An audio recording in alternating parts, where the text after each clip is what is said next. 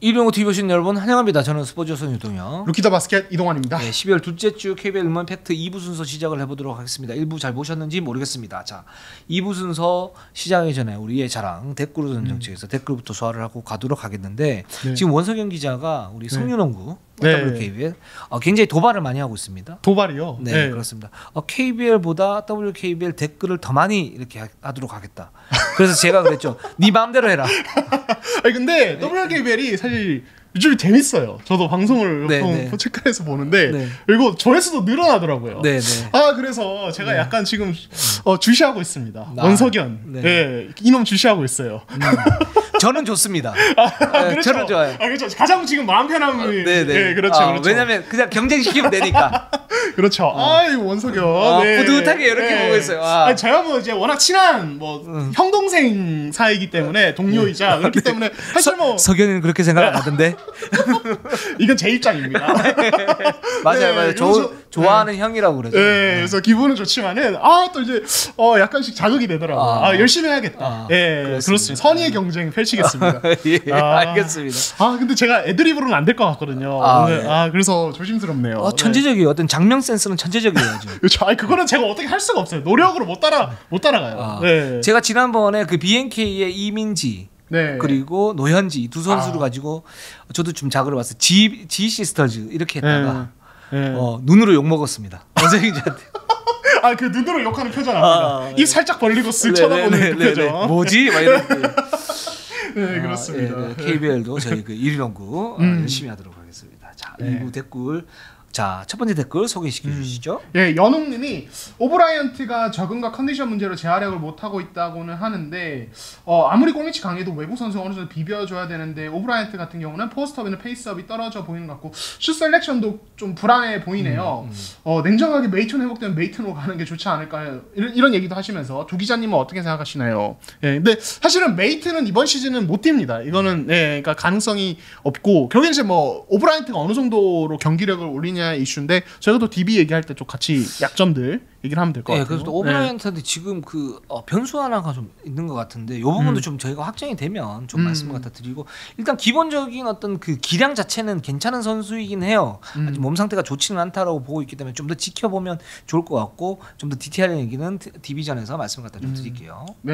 그리고 HM 림님이 기자님들 차바이 선수는 17, 18 시즌에 3점 성공률 44%가 넘을 정도로 슛이 좋은 선수였는데 최근에 에이스 전담의 수비력 너무 좋긴 하지만 3점이 20%입니다. 요즘에 D만 두드러지는 것 같아서 아쉬운데 어떻게 생각하시나요? 근데 사실은 가스공사 경기를 보면 이 팀은 정말 극단적인 스페이싱 농구를 하는데 이번 시즌에 이제 이 두나콜에 대해서 저희가 뭐 기대감을 가졌는데 사실은 아직도 업앤다운이 있단 말이에요. 근데 여기에 대해서 이제 저는 공격에서 좀 아쉬운 점이 전현우의 몸 상태나 자신감이 완전히 바닥을 치고 있는 부분. 그러니까 지난 시즌 전현우와 너무 다른 선수예요. 지금의 전현우 여기 플러스 하나로 차바이가 한 개씩 넣어줘야 되는데 이런 것들이 그냥 빗나가는 게 대부분이에요. 근데 여기에서 저희가 전현우 선수가 왜 부진한지 그리고 차바이 선수가 왜 지금 공격에서 공헌도가 좀 떨어지는지 이게 두나코라고 좀 연결이 돼 있는 것 같거든요. 이 부분이 이제 한국가스공사 전에서 저희가 좀 말씀을 갖다 드릴게요. 네, 좋습니다. 그리고 이제 유진님도 이제 두나기 그렇게 무섭나 그 정도는 아니던디. 이것도 이제 저희가 가스공사 얘기할 때 한번 얘기해 보겠습니다. 시스템이 아직 좀 갖춰지지는 않은 상태입니다. 그리고 김동건님이 KT 모비스 경기 때 서호철 감독이 함지훈 마크에 심혈을 기울이던데요. 모비스는 함지훈보다는 이우석, 서명진이 더 키 플레이어들 아닐까요? 이것도 뭐 사실 이제 틀린 의견은 아닌데 근데 함지훈의 비중이 여전히 높습니다. 중요성이 굉장히 높아요. 이게 지금 현대모비스 같은 경우에 신예들이 많지 않습니까? 뭐 현대모비스전에서 말씀을 갖다 드리겠지만 뭐 간단히 말씀을 드리면 그래서 코어가 부족해요. 맞아요. 그렇다고 이제 라션 토마스가 최근에 괜찮긴 하고 이제 얼클락은 뭐 여전히 이제 그 꾸준한 모습을 보여주고 있는데 이 두 선수가 그럼 강력하게 뭐를 이끌고 갔냐 또 그것도 아니에요. 그러니까 그래서 기복이 되게 심하거든요. 현대모비스 특히 후반전에 좋지가 않아요. 그러니까 이런 이제 그 중심을 이제 함준 선수가 잡는다고 보면 되고 그러니까 승부처에서 함준 선수에 대한 어떤 볼 팁이 좀 많아지고 그렇기 때문에 KT가 아마 거기에 대한 반응으로 함준 선수 마크 이 함준을 마크를 하게 되면 뭔가 이제 현대모비스의 시스템이 일그러질 것이다 이렇게 판단을 하면서 그렇게 한 것 같은데 그 부분은 또 현대모비스전에서 말씀을 갖다 좀 드릴게요. 네, 좋습니다. 자, 그럼 DB로 한번 가보도록 하겠습니다. DB. DB가 지금 어떤 느낌이냐면 일단 삼성전의 승리를 갖다가 놓고 KT에게 완패를 했는데 뭔가 테스트를 지금 하면서 계속 이 시스템을 맞춰가는 그런 느낌이에요. 그래서 9승 11패 7위인데 사실 KGC가 11승 9패인가? 그죠? 그렇죠. 3위고 9승 11패면 차이가 얼마 나지 않아요. 맞아요. 네. 그렇기 때문에 지금 중위권은 뭐 혼전이라고 볼 수가 있는 거고. 그래서 DB가 지금 이 시스템을 좀 어떻게 갖추고 가느냐. 그리고 오브라이언트에 대해서 지금 댓글에서도 말씀을 갖다 드렸지만 어떤 약점들이 조금씩 나타나는데 이 부분을 갖다 어떻게 메우면서 가지고 가느냐.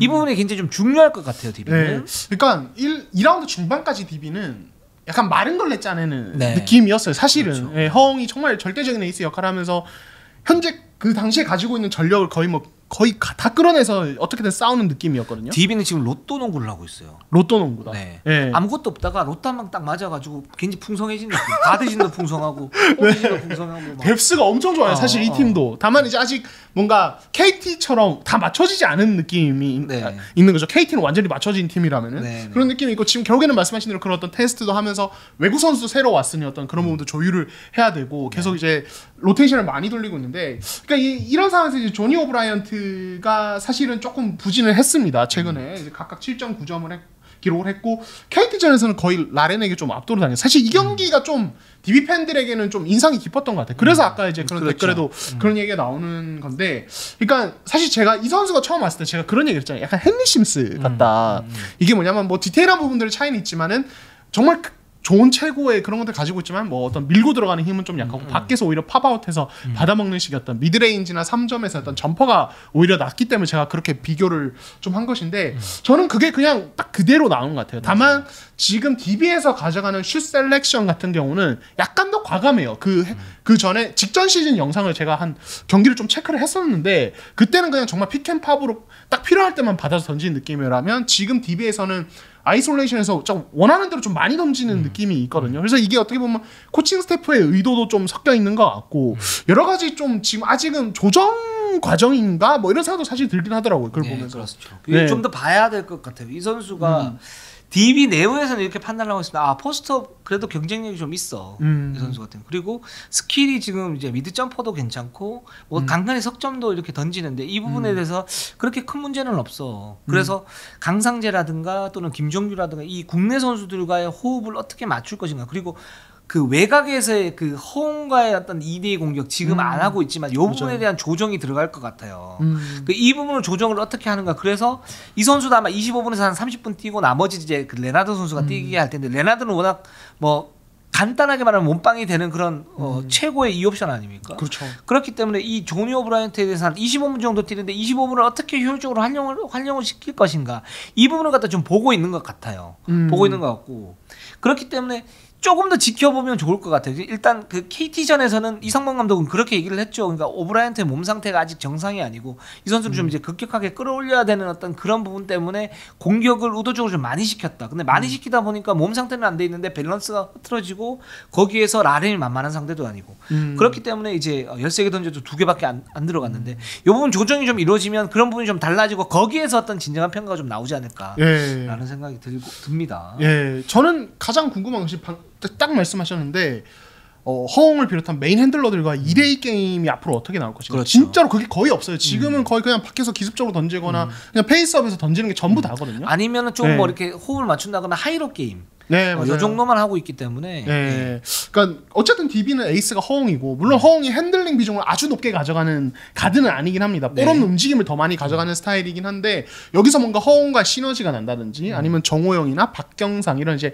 다른 가드들과 뭔가 픽앤팝으로 시너지가 약간씩 나는 그림이 나온다면 또 그림이 달라져요. 그리고 오브라이언트에 대한 상대 팀들의 어떤 대처도 달라져야 되는 부분이기 때문에 요건 또 좀 개인적으로 되게 궁금합니다. 네. 그러니까 오브라이언트가 지금 이제 몸 상태가 안 좋아서 그런지는 몰라도 어떤 스크린이나 그런 보이지 않는 공헌도 있죠. 그러니까 2대2 공격을 할 때 그런 어떤 부분은 지금은 좀 약해요. 그 부분이 좀 약간 좀 의문이긴 한데 그걸 보고 있고 그렇게 보면 이 선수가 그게 만약에 고쳐지지 않는다 그러면 반대쪽에 김종규나 어떤 강상재 이 선수들하고 이제 허웅 선수는 이제 2대1을 하겠죠. 그러면서 오브라이언트에 대한 어떤 위치 조정 그러니까 팝을 해가지고 스트레치를 해서 거기에서 받아먹는 거라든가 아니면은 들어가면서 공격 리바운드에서 풋백 득점을 한다든가 이런 식의 어떤 패턴을 갖다 짜겠죠. 그렇죠. DB는 예. 그렇게 짜기 때문에 거기에서 오브라이언트가 어떤 능력을 가지고 있는지 뭐 이런 부분을 갖다가 좀 봐야 될 것 같고 그렇습니다. 네. 그리고 만약 만약에 2대1을 한다 그러면 김연호 선수가 돌아왔잖아요. 뭐 그렇죠. 이제 가드지를 물량 그런데 김연호 선수가 사실은 2대 공격은 예전에 이제 오나쿠 선수 있었을 때 보면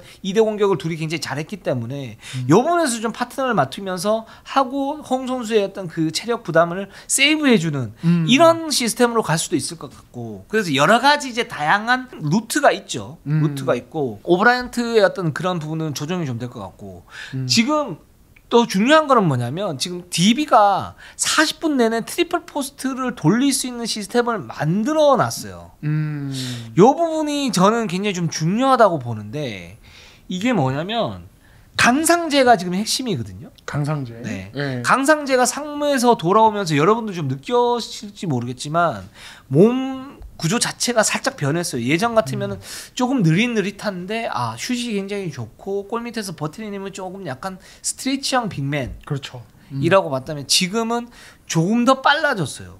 조금 더 빨라지고 일단 지금 기본적으로 미드 쪽에서의 어떤 그 슛을 갖다가 하고 있는데 이 미드 쪽에 슛을 한다는 이유는 뭐냐면 외곽에서 슛을 빈도를 갖다 낮추고 미드 쪽에 한다. 이거는 팀에 적응하겠다는 의지 플러스 3점 슛을 갖다 던질 때는 체력적으로 세이브가 조금 더 되지 않습니까? 그렇죠. 그러니까 스트레치를 하고 있다가 받아먹는 거 던지면 되기 때문에. 그렇죠. 근데 미드 쪽은 기본적으로 파고들어야 되고 아니면 커딩을 해줘야 되고 뭔가 거기에서 사전 동작을 한단 말이죠. 그렇기 때문에 체력적인 어떤 부담감이 그렇게 많지는 않은 상태다. 강상재. 그러니까 상무에서 모르는 것도 좀 잘 만들어 왔다. 그래서 제가 물어봤어요. 강상재 선수 뭐가 좀 변했냐. 일단 체지방이 지금 13%대인데 한 5% 정도 줄었고.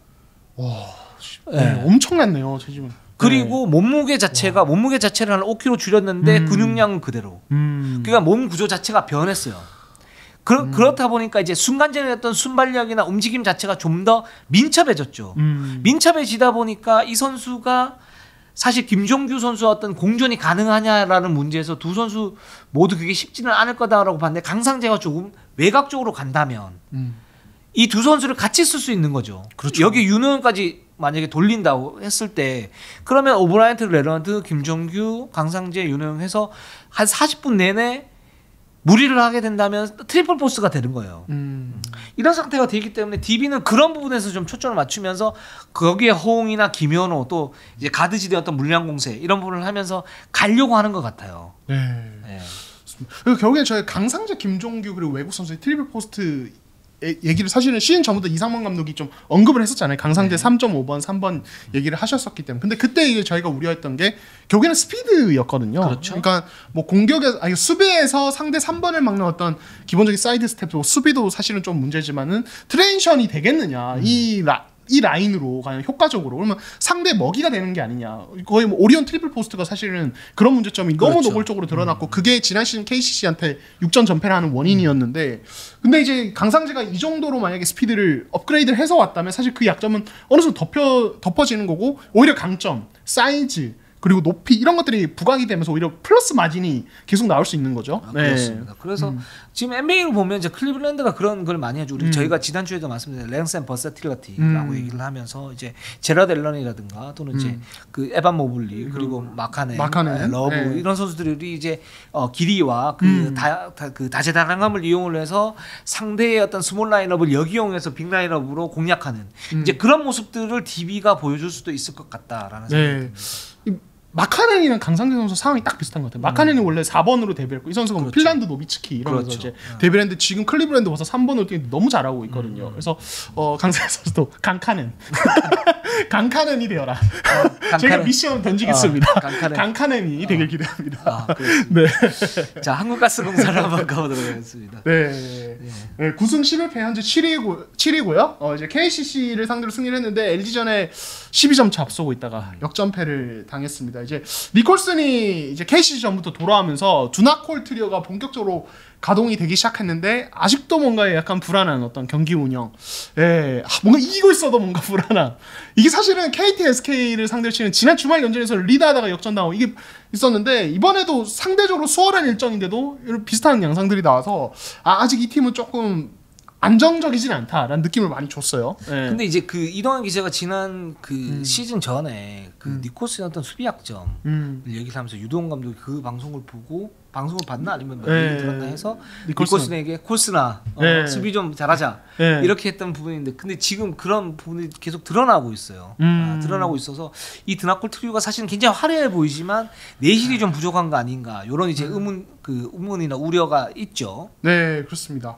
그러니까 보면서 그러니까 사실 시즌 전부터 이동 감독님이 이 정혁은의 공백에 대해서 정말 많이 언급을 하셨어요. 네. 근데 이제 저는 약간의 어떤 이동 감독님이 물론 정혁은의 빈자리는 크지만은 좀 의도적으로 조금 이렇게 하시는 부분도 있겠구나라는 생각도 했었는데 지금 드나콜이 정상 가동되면서 보이는 것은 진짜 크긴 크구나. 맞아요. 진짜 크긴 크구나. 제가 그 부분은 사과를 드릴게요. 정혁은은 난 굳이 않았다라고 생각을 했어요. 왜냐하면 이걸 공격적으로 그냥 쭉 밀고 나가면 공격적으로 밀고 나면 수비의 어떤 약점은 신승민이나 차바이나 이런 선수들이 막을 수 있다라고 봤는데 일단 기본적으로는 두경민, 김낙현 선수의 어떤 부상 이슈가 있었었고 니콜슨의 수비 약점이 너무 두드러져요. 네, 그런 부분 때문에 정혁훈의 어떤 빈자리가 확실히 있습니다. 네. 그러니까 190 후반대 이 피지컬, 그러니까 사이즈와 운동력이 다 되는 어떤 포워드가 너무 절실한 느낌이 들어요. 그런 선수 한 명만 있으면은 다를 텐데라는 느낌이 드는데 그게 딱 정혁은인 거고 이대원도 사실은 사이즈가 낮고 사실은 이제 차바위도 뭐 저희가 아까 뭐 댓글 얘기할 때도 했지만은 이 선수가 지금 에이스 전담 마크를 하고 있고 사실 공격할 때도 공격 리바운드 가담하면서 상대 속공을 늦추는 역할 이런 것도 하거든요. 그래서 지금 그 외에 뭔가 다른 역할을 하기에는 체력적인 부담이 너무 큽니다. 가뜩이나 부상도 많으니까. 이게 제가 정혁은 선수의 그 부분이 보이지 않게 좀 크다라고 봤던 게 일단 지금 두나콜이 아직도 정상적으로 가동되지는 않고 있는 그런 상태. 100%는 아니죠. 네. 그러니까 100%가 됐을 때 제가 볼 때는 정혁훈의 공백이 최소화될 거라고 보고 있고, 근데 거기서 어떤 팀 컬러 형성이 돼야 돼요. 그러니까 무지막지한 공격 농구. 그러니까 전현우라든가 뭐 또는 이제 뭐 신승민도 이제 3&D 역할을 하면서 뭔가를 해야 되는 거고 거기에 이대현이 있고요. 그리고 나머지 선수들이 이제 로테이션을 갖다 돌리면서 KT의 어떤 그 무차별적인 로테이션처럼 이렇게 돌리면서 막판에 두나콜이 짠 나타나면서 거기서 임팩트를 빡 찍어주는 그런 농구를 했을 때 사실은 저는 그 정혁훈 선수의 공백이 최소화될 수 있고 그렇게 크지 않다라고 봤는데 이게 어떤 문제점이 보이냐면 일단 이런 얘기를 했어요. 경기가 끝나고 난 다음에 두경민 선수가 니콜스 선수에 대해서 방어를 합니다. 어떤 방어를 하냐면 니콜스 선수의 수비가 약하다라고도 볼 수 있지만 이거는 팀 디펜스의 문제다라고 얘기하고 그 KCC전에서 사실은 굉장히 좀 고전하다가 승리를 거뒀잖아요. 이게 차바이 선수가 없었을 때 나온 수비의 어떤 허점이지 니콜슨 선수의 어떤 수비가 모든 100% 책임은 아니다라고 얘기해요. 맞는 얘기죠. 맞는 얘기인데 근데 니콜스 선수의 기본적인 수비의 어떤 약점은 있고 그걸 이제 차바이 선수가 메워주는 또는 신승민이나 이런 선수들이 메워주면서 가야 된다라고 하는 거를 역설적으로 얘기를 해주는 거거든요. 즉 이제 차바이 선수의 어떤 공격 비중이 줄어들 수밖에 없는 이유는 뭐냐면 수비에 더 초점을 갖다 맞춰야 되고 거기에서 활동량을 수비에 좀 더 끌어야 되기 때문에 공격이 잘 안 되는 부분들이 있어요. 맞아요. 근데 그럼 전현우는 어떻게 되냐? 물론 전현우 선수도 시즌 초반에 좀 불안하긴 하지만 이런 차바이 선수에 대한 수비를 그 전현우 선수가 나왔을 때 차바이 선수가 이제 로테이션 되는 경우가 많지 않습니까? 그렇죠. 이대현이 있고 뭐 두나콜이 있다면 한 선수가 비는데 그게 이제 차바이나 전현우인데 그랬을 경우에 이 전현우 선수에 대한 수비 부담도 굉장히 많아요. 가뜩이나 수비가 좀 약하다라고 평가받는 선수인데 네. 그렇기 때문에 이게 공격적인 부분에서 온전히 체력적인 어떤 부담감으로 연결이 되면서 거기에서 수비에 대해서 굉장히 좀 신경 쓰다 보니까 클러치 상황에서의 어떤 공격도 잘 안 되고 뭔가 빼주는 그런 느낌이 있어요. 그래서 전체적으로 흐름이 좋지가 않아요. 맞아요. 네. 이런 부분이 있어서 그렇게 되면 그럼 니콜슨을 빼고 예를 들어서 알렉산더 선수를 갖다 넣었다라고 그랬을 때는 전현우 이런 선수 쓰지만 그렇게 되면 이 두나콜의 어떤 진정한 위력이 발휘가 안 되는 그런 경우가 생기죠. 그래서 이런 이제 부분들이 설기설기 좀 엉켜 있는 것 같아요. 이 팀이 지금 이게 즉 이제 기본적인 원인은 니콜슨의 수비가 예상보다 더 나쁘고 한국가스공사였던 시스템을 변화시킬 정도로 변화시켜서 뭔가를 이제 다운그레이드를 해서 뭔가를 보강을 해야 될 정도로 좀 좋지가 않다. 요렇게 좀 해석이 좀 되네요. 네, 좋습니다. 사실 그래서 지금 사실은 이 팀이 그러니까 결국에는 두나콜이 더 건강해지는 거 외에는 이제 더 이상은 플러스는 없습니다. 이윤기도 돌아왔고 그렇기 때문에 여기서는 이제 결국에는 맞추는 게 마지막 해답이에요. 근데 여기서 이제 뭐 더 확실히 확 뛰어오르지 못하면은 앞으로도 계속 약간 왔다 중위권에서 왔다 갔다. 예, 그리고 선수 부상에 따라서 또 경기력이 왔다 갔다. 약간 불안한 행보가 나올 수도 있지 않을까 하는 약간 걱정이 들긴 하더라고요. 또는 이 그 밸런스를 맞춰 나가는 거지만 유동 감독이 유동 감독이 이제 공수 밸런스를 이제 중시하는 감독이잖아요. 근데 거기에서 그 틀에서 살짝 벗어나서 진짜 공격 농구를 해버리는 거예요. 진짜 공격적으로. 그냥 두려움 없이. 아 니콜스 그냥 1대1로 막어. 아, 뚫려 오케이 괜찮아. 우리는 도나콜이 있어. 이런 실험을 한번 해보는 것도 괜찮을 것 같아요. 해보고 거기에 이제 손이 계산서를 맞춰보고 거기에 따른 어떤 그 조정도 괜찮은 것 같은 그런 느낌이 들고 그래서 뭐 한국 가수공사 그래서 최근에 보면 뭐 존 디펜스를 갖다 섞어 하는데 이 존 디펜스가 사실은 위력적이지는 않죠.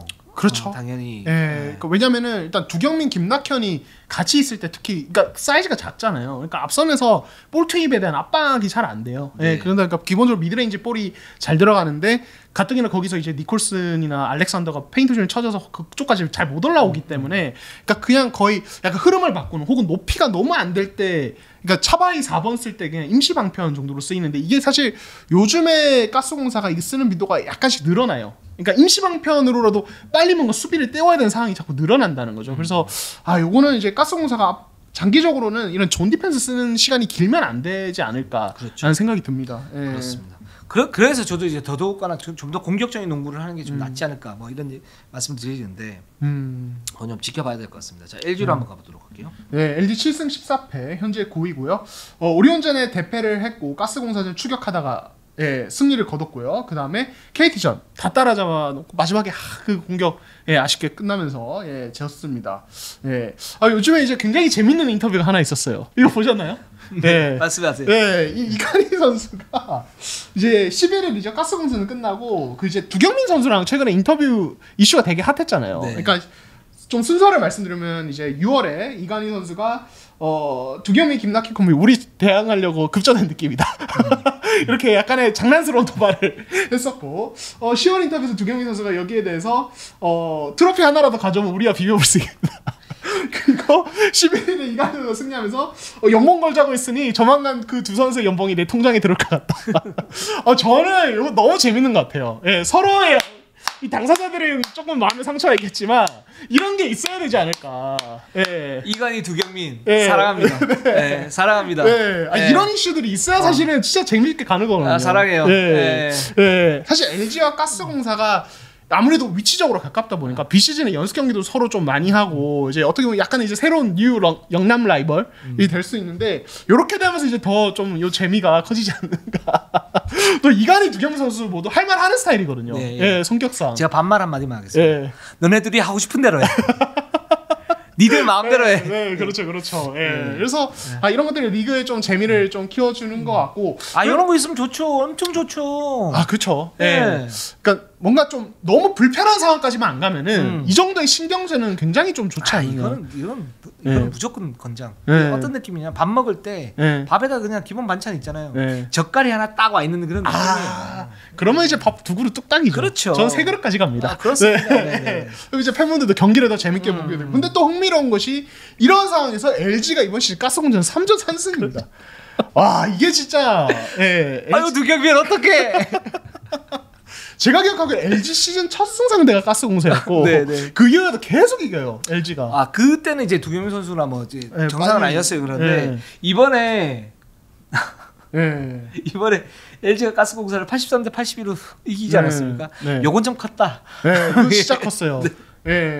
또 그 경기 또 이간희 선수 잘하기도 했고 마지막에 두경민 선수 뭐 클러치 상은 미스샷 이런 것까지 뭔가 되게 스토리 라인이 많이 얽혔는데 그럼 이제 뭐 그런 생각까지 가지고 LG는 도대체 가스공사에게 왜 이렇게 강한 걸까를 보면은 가스공사가 사실 뭐 저희가 뭐 방금 전에 얘기했지만 이 포워드 라인 높이 자체가 되게 떨어지잖아요. 근데 LG도 저희가 얘기를 할 때 항상 얘기하는 게 이게 좀 이 팀의 프론트 코트 라인 자체가 좀 낮다. 이걸 못 받쳐주기 때문에 결국에는 백코트진이 괜찮음에도 성적이 좀 안 나오는 부분이 있다는 얘기를 했었는데 LG가 가스공사 상대로는 그런 약점이 사라집니다. 그렇죠. 그리고 아셈머레의 공격 리바운드가 사실은 요즘에 LG 경기하는 상대 팀들 모든 감독님들이 언급을 해요. 머레이 공격 리바운드 파생 득점 무조건 줄여야 된다. 이 얘기는 모든 팀들이 하는데 가스공사 상대는 이게 극대화돼요. 그야말로. 예. 예. 그러니까 니콜슨이 기본적으로 뭐 이제 수비 범위 자체도 좋고 마레이와 박스아웃을 해서 리바운드를 경합하는 스타일의 어떤 리바운더는 또 아니거든요. 이 선수는. 그렇죠. 약점이 정말 극대화되는 거죠. 예, 그렇게 되다 보니까 LG 상대로 계속 말리는 그리고 백코트 진 활동량이 사실 이제도 이관희가 두경민, 김낙현에 비해서 떨어지지도 않고 맞아, 사이즈는 더 좋고 또 LG가 가드진에 막 물량 공사하면서 사실 로테이션 많이 돌리면서 이제 체력 또 많이 갉아먹는 수비 농구를 요즘에 하니까 그러다 보니까 이게 더 좀 이 천적 관계가 만들어지지 않나 이런 생각도 듭니다. 예. 그렇습니다. 그래서 지금 이제 LG 같은 경우 이제 이관희 선수가 도발을 했고 여기 두경민 선수 답을 하면서 굉장히 좀 흥미로운 상태가 가고 있는데 자 그러면 올 시즌 최고의 가드 듀오는 누구라고 생각하세요? 아 갑자기 올 시즌 이게 중요한 거 아니에요? 네. 이게 중요하잖아. 정말 둔하기라고 생각해요? 아니면 이관희 이재도 또는 다른 팀? 저는 솔직히 네. 근데 이거는 경기 수가 너무 적어서 제가 조심스럽게 하는데 저는 허운 정성우라고 생각해요. 허운 정성우. 네, 저는 정성우가 이번 시즌 MIP를 받아야 된다고 생각하거든요. 네네네. 정말 좋은 선수, 정말 잘하고 있고 허운 선수 경기 수가 적긴 한데 이미 둘이 같이 뛰는 거 몇 경기만 봐도 이 둘의 밸런스는 최고구나. 네, 저는 허운 정성우. 네. 제가 아까 이제 두경민 선수, 이관희 선수 사랑한다고 얘기하지 않았습니까? 그 저도. 네. 네. 지금은 이제 두경민, 김낙현이 최고라고 보기도 좀 힘들 것 같아요. 네. 근데 앞으로 이제 이렇게 봤을 때는 그래도 저는 두경민이나 김낙현이 제일 잘할 것 같아요 올 시즌에. 결과적으로는 네, 시즌을 다 치르고 나면 지금 이제 두경민이 사실 정상적으로 들어온 지가 얼마 되지 않았었잖아요. 맞아요. 이관희 이재도도 좋은데 이관희 이재도 같은 경우에도 뭐랄까 살짝 좀 밀리는 느낌 저는 있어요. 네, 뭐 그런 느낌이 있고 이건 뭐 제 개인적인 생각입니다. 네. 이것도 저희 시즌 끝나고 이 각 팀 가드진 어떤 랭킹 약간 이런 거 한번 또 매겨보면서 해도 될 것 같아요. 그리고 이렇게 해가지고 사실 이제도 이관희 선수가 뭐 거기에 대해서 살짝 이제 좀 짜증이 날 수는 있지만 해서 더 잘하면 되잖아요. 그렇죠. 네, 그죠. 네, 그렇습니다. 뭐 경쟁 열심히 하는 라이벌 신경전은 너무 반가운 일이 아닌가. Always welcome입니다. 네, 좋습니다. 자 KCC로 한번 가보도록 하겠습니다. KCC 10승 11패 또 5할에 다가섰습니다. 5위. 좀비예요, 좀비. 이 팀은 지금 이제 가스공사에 아쉽게 졌는데요. 그 이후에 이제 삼성, 오리온을 모두 잡아내면서 연승을 다시 달리고 있습니다. 사실 이 팀이 지금 뭐 저희가 부상 얘기 너무너무 많이 하고 있는데 지금 송교창, 정창영이 지금 전준범 그리고 김지한까지 최근에 종아리를 다치면서 지금 부상자가 너무 많고 이근희가 돌아와 있고 뭐 이제 김상교가 갑자기 강제전성기 마시고 정말 어떻게든 잇몸으로 다 메우고 있습니다. 대단한 팀이에요. 네. KCC는 별명이 많아. 베가본드 농구, 베가본드, 실전 농구의 대가, 아맹어사 농구, 뭐 이렇게 얘기를 하고 있는데 가스공사전에서 사실은 가스공사가 좀 많이 불안했어요. 맞아요. 그리고 KCC가 경기 전에 그 정창현이나 전주범 선수 빠지면서 야 이거는 객관적 전력 자체가 가스공사가 굉장히 좋구나. 게다가 이제 니콜슨이 돌아온 상태였기 때문에. 근데 KCC가 그 가스공사의 그 수비 약점을 철저하게 물고 가면서 결국은 역전을 시키고 전반에 한 10점 뒤지다가 결국은 역전을 시키고 한 8점 차까지 이기다가 막판에 패했거든요. 그렇죠. 그러면서 그걸 보고 이제 두 감독들이 다 말을 못 합니다. 전체진 감독은 이거 평가가 안 되는 게임이다. 우리 선수 너무 잘했는데 왜 졌을까? 이런 얘기를 했고 한국가스공사 그 유동 감독도 이건 평가가 안 되는 게임이다. 이기긴 이겼는데 뭔가 찝찝. 우리 선수들이 그렇게 잘한 것 같지 않고 막 뭐 그래서 우리가 이제 그런 얘기를 했었죠. 유동 감독한테 KCC를 2번 죽였다고 그런 얘기를 했는데 그랬는데 이제 결국은 KCC가 그 좋았던 어떤 경기력이 삼성전에서 대승을 갖다가 거뒀고 오리온을 또 잡아냅니다. 그렇습니다. 오리온을 잡아냈는데 이게 그러니까 KCC는 지금 백코트 수비였던 딜레마가 있어요. 그러니까 KCC 백코트의 저는 핵심이 공격에서는 이정현, 수비에서는 정창영이라고 생각을 해요. 전찬영 감독도 그렇게 얘기를 했지만 뭐냐면 자 이정현과 유현준을 같이 쓰게 되면 수비에서 구멍이 너무 많아진다. 그러니까 이정현 선수는 지금 활동력이 그렇게 많지는 않은 상태고 수비에서 그러니까 어떤 맥을 짚고 스틸을 하는 능력은 뛰어나지만 기본적인 활동력으로 상대를 압박하는 능력은 많이 떨어지는 상태거든요. 유현준도 유현준 나름대로 어떤 수비에 대해서는 좀 문제가 좀 있고 근데 거기 이제 그러면 김지한이 좀 메워졌는데 김지한도 의외로 잔발 스텝이 좀 느려서 에이스하고 어떤 대결을 했을 때는 당하는 모습들이 많단 말이죠. 그래서 이 백코트 진행했던 수비 딜레마는 정찬진 감독이 지금 제일 고민을 하고 있고 실제적으로 이렇게 봐도 그 부분이 고민이에요. 그걸 어떻게 배우냐면 지역방어로 배운단 말이에요. 맞아요. 네. 근데 지역방어를 어떻게 하냐? 뭐 이 팀의 어떤 지역방어가 굉장히 순도가 높냐? 순도가 높지 않아요. 왜냐하면 백코트 진행했던 활동력이 좋지는 않기 때문에. 근데 그걸 요령으로 극복을 합니다. 어떻게 요령으로 극복하냐면 그러니까 뼈를 주고 살을 취하죠.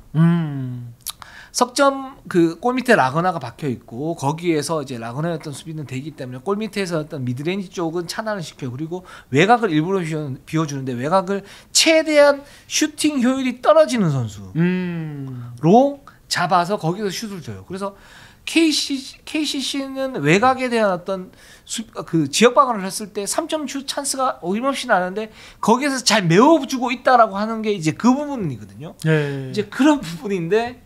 그런 부분이 결국에는 이제 한계점이 좀 드러나기는 하죠. 그렇죠. 어쩔 수 없죠. 근데 KCC 입장에서는 어쩔 수 없는 그런 그렇죠. 상태라고 볼 수 있어요. 이거야말로 그러니까 부상이나 이런 것들로 전력이 비정상적인 팀이 할 수 있는 최선의 방법인 것 같아요. 네. 그러니까 모든 걸 다 얻으려고 하지 말고 네. 버릴 건 버리고 그렇죠. 가져갈 것만 가져가야 되거든요. 사실은 그렇죠.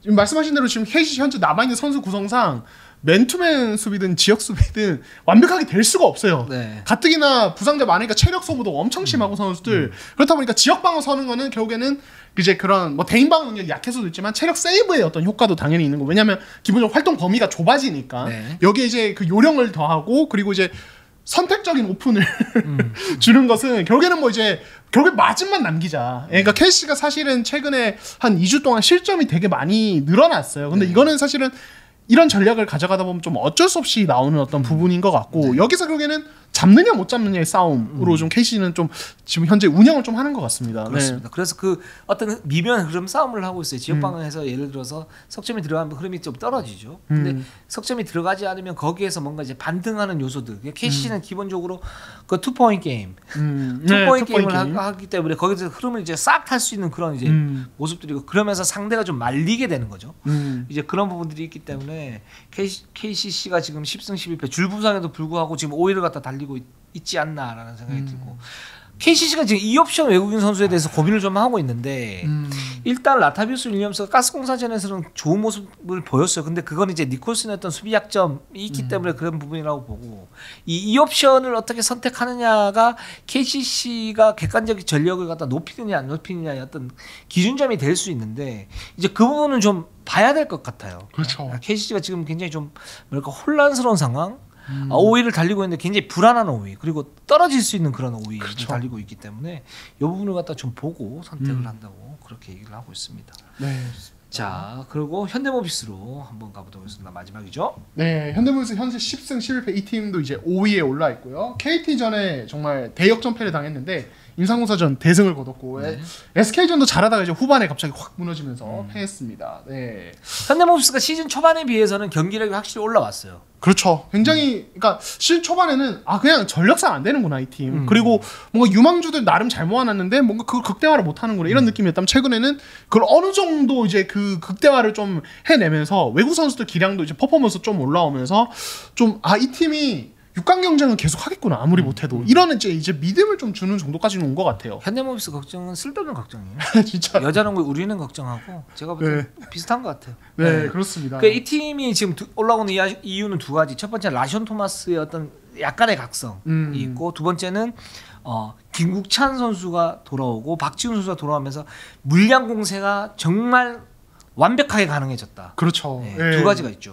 네, 그렇습니다. 이제 토마스 같은 경우는 이제 본인이 그러니까 그 대표팀 브레이크 전까지는 거의 약간 그 햄스트링 부상 여파를 이제 유동현 기자께서 계속 얘기를 하셨잖아요. 개막 초반에. 네네. 그 여파가 남아 있어서 사실 좀 절뚝거리면서 뛰기 통증을 좀 안고 뛰는 경우도 있었는데 대표팀 휴식기 이후에 거의 한 이제 폼이 많이 올라왔다 몸 상태. 근데 아직도 100%는 아니다라고 이야기를 하고 있고 향후에 계속 이게 더 올라가면 좋을 것 같아요. 그러니까 토마스가 몸 상태가 올라가니까 가장 눈에 띄는 게 뭐냐면 이 선수가 공격 리바운드 가담할 때 굉장히 부지런합니다. 예, 그러니까 뭐 이 선수가 1대 능력이나 이런 거 떨어져도 약간 강백호처럼 계속 점프하고 공에 손을 대면서 공격 리바운드를 만들어내요. 그래서 최근에 현대모비스 보면 세컨 찬스 득점이 늘어나고 있어요. 기회도 늘어나고 있고 그런 부분이 좋고 다만 이 선수가 세컨 찬스를 보니 공격 리바운드 잡고 마무리하는 능력이 워낙 불안해서 이게 득점으로 바로바로 이어지지 못하는데 그래도 팀에 좀 보탬이 어느 정도 되고 있다. 그리고 트레이션 상황에서 어떤 직접 볼 핸들링이나 어떤 가담 이런 것들이 좋아지고 있으니까 그것도 좋은 것 같고 그리고 아까 말씀하신 김국찬 박지훈 합류 효과는 뭐냐면 이 팀도 약간 더블 스쿼드로 네. 가는 그 강점이 있어요. 그러니까 지금 요즘에 현대모비가 선발 라인업 쓸 때 서명진, 김국찬, 박지훈으로 아예 쓰고 이제 하다가 이제 갑자기 한 3-4명을 바꿉니다. 그러면서 이우석 투입하고 이현민 투입하고 이러면서 갑자기 또 다른 스쿼드로 상대를 상대하고 이렇게 되면서 그냥 약간 40분 내내 물량 공세로 상황에 맞춰서 로테이션 돌려가면서 맞춤형 라인업을 많이 쓸 수 있는 어떤 그런 여유까지 생겼습니다. 네. 저는 여기에서 그러니까 이 유지학 감독이 욕심이 되게 많은 것 같아요. 욕심이 많다. 그 뭐냐면 이제 산적한 문제가 있어요. 한두 개가 있는데 이거를 처리하면서 또 다른 문제점을 또 가지고 와서 뭔가 테스트를 해요. 예를 들면 자 SK전에서 77대 88로 패했어요. 이때 전반 초반에 현대모비스가 굉장히 좋은 흐름이었다가 3쿼터까지 굉장히 접전으로 갑니다. 근데 4쿼터 때 확 무너지는데 이때 누굴 투입을 하냐면 김동준 선수를 투입을 합니다. 그리고 장재석 선수를 투입을 해요. 그러니까 이제 또 다른 실험을 계속 지금 하고 있는 상태인데 현대모비스는 지금 스쿼드 자체가 실험이에요, 그냥. 네. 실험을 계속 하고 있는데 김동준과 그 장재석 선수를 갖다 투입하면서 김동준에 대한 김동준 카드를 또 실험을 해요. 맞아요. 네. 그러니까 실험하다가 졌어요.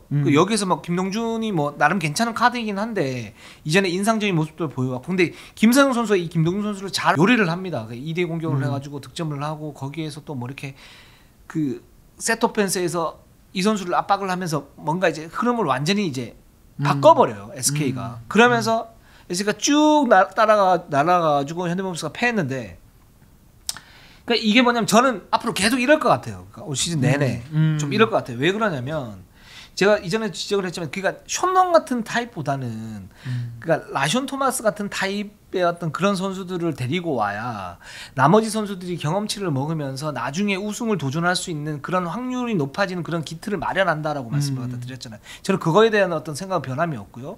그러니까 라션 토마스가 지금 보면 문제점이 있어요. 그러니까 뭐 클러치 타임에서 말씀하신 것처럼 슈팅의 어떤 그 정확도가 좀 떨어지기 때문에 현대모비스가 중요한 시점에서 했던 그 끊지 못하고 쭉 밀려나가면서 KT전에서 22점 차 했다가 패했어요. 맞아요. 그러면서 함준에 대한 어떤 의존도가 좀 높아져요. 맞아요. 이제 그런 그 부작용들이 있는데 기본적인 이 선수의 어떤 활동량 그리고 2대2 수비에서 어떤 적극성 이런 부분들이 이제 보이지 않게 도움이 되고 있기 때문에 이게 현대모비스의 어떤 수비의 틀을 갖다가 만들어가고 있고 이런 그 틀 때문에 현대모비스 어떤 팀을 만나도 이길 것 같지도 않지만 질 것 같지도 않다. 뭐 이런 느낌이 있어요 지금 요즘에. 네, 이제 맞아요. 그런 틀이고.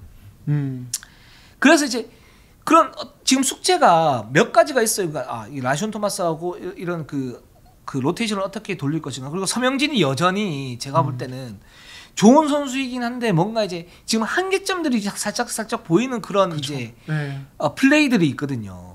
그 이제는 이제 그거를 깨줘야 돼. 그거 깨주려면 제가 볼 때는 올 시즌은 늦었고 다음 시즌에 몸을 좀 다르게 만들어야 될 것 같아요. 강상재 선수처럼. 그러니까 순간 순발력을 좀 더 늘린다든가 아니면 어떤 플레이 스타일 자체를 좀 바꾼다든가 아니면 롤 변경을 해서 이 선수를 메인볼 핸들링을 하는 게 아니고 단선을 하면서 이 선수를 그 1, 2번 어떤 그 듀얼 가드 하이브리드로 만든다든가 이런 부분 필요한 것 같고 만약에 하이브리드로 만든다 그러면 진짜 메인볼 핸들러가 또 따로 와야 될 것 같아요. 제가 볼 때는. 그래야 이 문제가 해결될 것 같고 아니면은 서명진 선수가 이런 몸 상태를 완전히 좀 개조를 시켜서 완전히 좀 바꾼 모습들. 그래서 상대를 압박을 했을 때 압박을 당하는 게 아니고 압박을 할 수 있는 그런 가드가 돼야 될 것 같고 이제 그런 부분이 돼야 되고 근데 여전히 저는 긍정적이라고 보거든요. 현대모비스는 보는데 거기에 김동준 카드를 또 쓰면 또 테스트를 한단 말이죠. 그렇죠. 그리고 그게 안 되니까 경기 끝나고 난 다음에 자기가 4쿼터 때 미스를 냈다. 장재석을 넣고 김동준을 넣은 것 자기가 미스다 뭐 이렇게 얘기를 했는데 지금 계속 이렇게 갈 것 같습니다. 저는 현대모비스. 그러니까 이게 이제 그 함준의 비중이 높아지는 어떤 부분이라든지 그리고 뭐 이제 여러 가지 유망주들의 어떤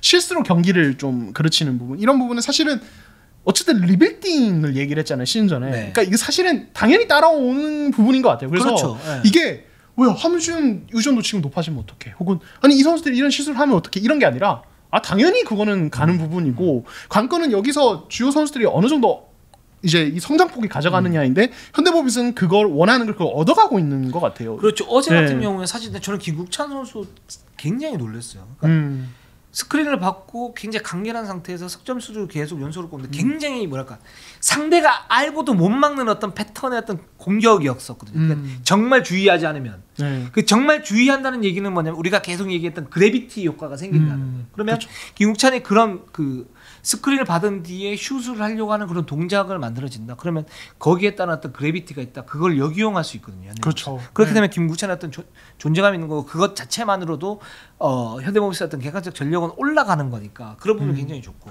지금 뭐 박지훈 선수라든가 또는 뭐 이우석이 최근에 그렇게 좋지는 않지만 이우석 선수 이우석이라든가 최진수도 지금 좋지 않. 그러니까 최진수 이우석이 지금 좋지 않은 상태에서 경기의 흐름은 나쁘지 않아요. 그렇죠. 네. 이런 상태로 가고 있단 말이죠 현대모비스는. 네. 그래서 근데 여기서 또 그러니까 함준에 대한 어떤 의존도를 좀 떨어뜨리면서 테스트를 좀 해봤으면 좋겠는데, 그러니까 이건 또 유작 감독 생각에는 또 어떤 부분이 있냐면 그래도 리빌딩하면서 이왕이면 이기는 게 좋지. 이기면은 좀 더 자신감이 생기고 뭔가를 할 수 있을까. 이런 거를 갖다가 너무 많이 가지고 가고 있지 않나. 그래서 제가 이제 욕심이 많다라는 게 그 부분인 것 같아요. 그렇죠.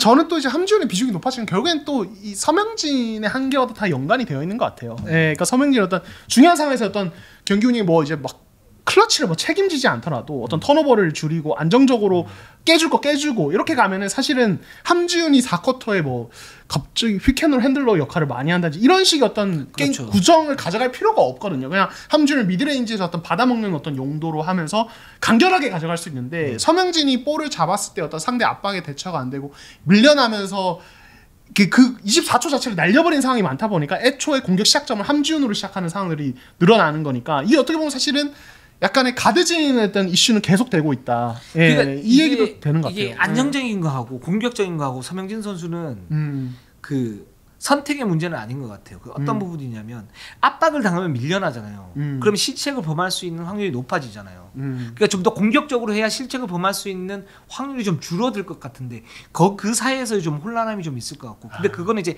피지컬의 어떤 문제들이 있는 것 같아서 그 피지컬의 문제를 해결을 좀 해야 될 것 같다라는 생각이 좀 들었었고 그렇게 되면 만약에 그게 되면 서명진 선수는 예를 들어서 세게 성장하면 탑가드까지 갈 수 있어요.